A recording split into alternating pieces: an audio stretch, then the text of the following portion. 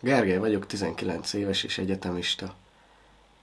Ez úgy hangzott, mint egy kibaszott anonim alkoholisták gyűlése.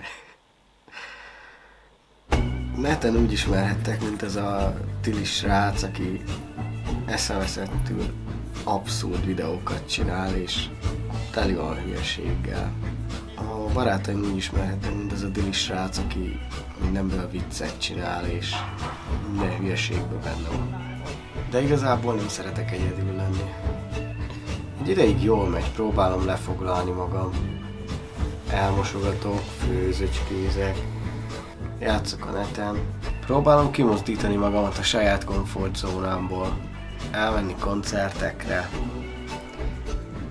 random sétálgatni az utcán, vagy esetleg filmezni egy kis boltban.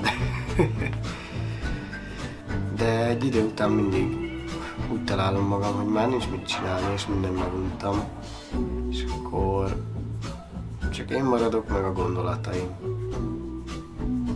ami végül mindig lehangol. Lehet, hogy az idők nagy részében bohókás és viccelődős vagyok, és amikor egyedül vagyok, akkor nem, de attól még ez mind én vagyok.